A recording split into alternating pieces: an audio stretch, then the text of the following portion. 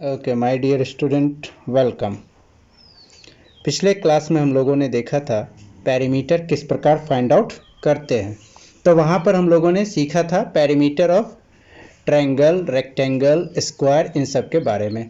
आज हम लोग देखेंगे perimeter of circle and area of circle के बारे में। Perimeter of circle find out किस तरीके से करेंगे। देखिए, पेरीमीटर ऑफ सर्कल का अर्थ क्या हो गया कि इसमें भी हम लोग इसके बाउंड्री का टोटल लेंथ फाइंड आउट करेंगे। यानी कि ये जो चारों तरफ का जो लेंथ होगा उसे यदि हम एक धागे की सहायता से, थ्रेड की सहायता से यदि हम मेजरमेंट करें, ये पूरा लेंथ इस पर में थ्रेड को रख लें और फिर उस लेंथ को कैलकुलेट कर ले तो पता चल जाएगा कि पेरीमीटर कितना है। अब क्या चीज़ है कि हर हमेशा तो हमारे पास में थ्रेड रहेगा नहीं कि हम उससे दिए हुए सर्कल का पेरीमीटर निकालें। तो इसके लिए जो फार्मूला यूज होता है वो फार्मूला क्या चीज़ है, 2πr। 2πr यहाँ पर में ये जो पाई है इसकी वैल्यू कितनी होती है, 22/7। और रेडियस आर क्या है चीज़ है, हमारा रेडियस। ठीक, अब यहाँ पर में आप देख सकते हैं 2r, इससे हमारे पास में एक और फार्मूला बन सकता है जो कि डायमीटर होता है। 2r किसके बराबर होता है, डायमीटर के बराबर होता है। इसलिए हम एक और फार्मूला लिख सकते हैं पाई डी, जहाँ पर में डी क्या हो जाएगा हमारा, diameter of circle. Diameter of circle, इससे भी हम पेरीमीटर निकाल सकते हैं। अब हम लोग क्या करते हैं कि इस पर एक क्वेश्चन पहले सॉल्व कर लेते हैं। मान लीजिए हमारे पास में क्वेश्चन में दिया हुआ है diameter is equal to 5.6 metre. Okay, और हमसे पूछ दिया गया कि इसका रेडियस क्या हो जाएगा वो बतलाइए और सरकमफेरेंस क्या हो जाएगा वो हमें निकालने के लिए दे दिया क्वेश्चन में कि इन दोनों का वैल्यू क्या होगा बतलाना है। तो रेडियस के लिए हम लोग अब सॉल्यूशन करें तो रेडियस के लिए हमारा क्या फॉर्मूला हो जाएगा, radius is equal to diameter upon 2। ठीक, यानी कि डायमीटर रेडियस का 2 टाइम्स होता है तो रेडियस क्या होगा, डायमीटर का आधा। अब डायमीटर हमारा 5.6 है, 2 से डिवाइड कर दीजिए, कितना हो जाएगा 2.8 मीटर। ठीक, तो रेडियस की वैल्यू हम लोगों ने निकाल लिया।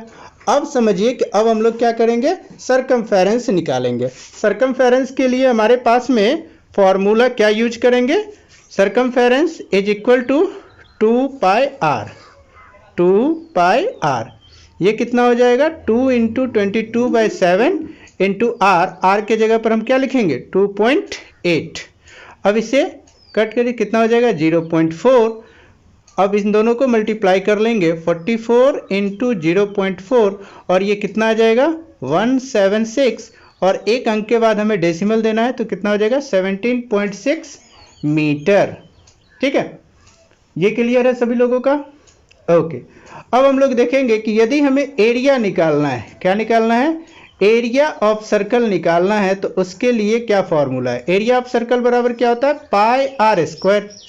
पाई यहाँ पर में भी वही value, pi is equal to 22/7 और आर क्या हो जाएगा हमारा, आर हो जाएगा रेडियस। ठीक है, अब इस पर में भी हम लोग एक क्वेश्चन देख लेते हैं। मान लीजिए कि हमारे पास में दिया हुआ है radius is equal to 14 centimetre और हमसे पूछ दिया गया कि एरिया बतलाइए इसका कितना होगा। अब हम लोग क्या करेंगे, सिंपल रेडियस दिया हुआ है तो एरिया का ये फॉर्मूला लगा देंगे, यानी कि एरिया ऑफ सर्कल कितना हो जाएगा 20πr स्क्वायर। पाई की वैल्यू 22/7 और रेडियस की जगह पर 14 × 14। 7 से इसे कट करेंगे, 7 × 2 = 14, यहाँ हो जाएगा 22 × 2 = 20, 44 और ये 14 मल्टीप्लाई करेंगे। इसे मल्टीप्लाई करने पर में कितना आ जाएगा 616 सेंटीमीटर स्क्वायर। ध्यान रखेंगे कि यहाँ पर में जब हमारे पास में एरिया था तो सेंटीमीटर स्क्वायर लिखे हैं और सरकमफेरेंस में हमने केवल मीटर लिखा है, यहाँ पर स्क्वायर नहीं किया है। ठीक है, और यहाँ पर में क्या किया है, सेंटीमीटर स्क्वायर। तो यूनिट का भी ध्यान रखना है। अब एक डेसिमल वाला रेडियस ले लेते हैं। मान लीजिए हमारे पास में रेडियस लिख करके दे दिया कि रेडियस आपके पास में कितना दे देते हैं हम लोग, एक दशमलव वाला वैल्यू ले लेते हैं, मान लीजिए 2.1 ले लेते हैं, 2.1 सेंटीमीटर है। इसका एरिया निकालना है। ठीक है, इसका एरिया निकालना है तो एरिया बराबर फिर क्या लिख लेंगे, पाई आर स्क्वायर। पाई का वैल्यू 22/7 और आर के जगह पर 2.1 इंटू 2.1 करना है। तो 7 से कट किए 0.3, अब ये क्या हो जाएगा 22 और ये इन दोनों को मल्टीप्लाई करेंगे 21 और 3 को 63 हो जाएगा। और देखिए 2 अंक है दशमलव के बाद, यहाँ 1 अंक है और यहाँ 1 अंक है, दोनों मिला करके 2 अंक। तो हम जो 63 लिखेंगे उसमें 0.63 हो जाएगा। ठीक, ये दशमलव वाला मल्टीप्लिकेशन में कोई दिक्कत नहीं है ना? यदि कोई दिक्कत हो तो इसके बारे में कमेंट करें, इस पर में भी एक वीडियो बनाएंगे हम लोग, जिसमें देखेंगे कि डेसिमल वाले अंकों का मल्टीप्लिकेशन, एडिशन, सब्ट्रैक्शन किस तरीके से करते हैं। ठीक है, फिलहाल हम लोग अपने क्वेश्चन पर आते हैं। 22 को 0.63 से मल्टीप्लाई करेंगे तो हमारे पास में कितना हो जाएगा, ये आ जाएगा 13.86 मीटर स्क्वायर। ठीक है, ये मल्टीप्लाई करने पर में हमें मिल गया। अब जो है सो हम लोग एक और क्वेश्चन सॉल्व करते हैं।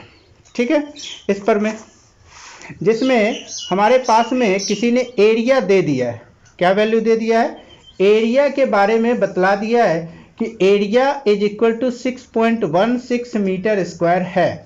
ठीक है, अब पूछा क्या चीज़ है, हमसे पूछ दिया कि अब इसका सरकमफेरेंस निकालिए। क्या निकालिए? सरकमफेरेंस निकालिए कि कितना आएगा।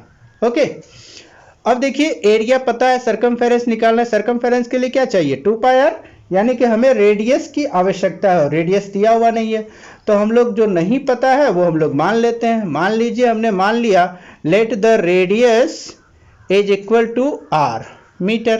ठीक, अब हमारे पास में एरिया मालूम है तो एरिया का फॉर्मूला इस तरफ लिख ले, πr², ये पता है हम लोगों ने भी देखा, और इतना इज इक्वल टू 6.16 लिख लिए।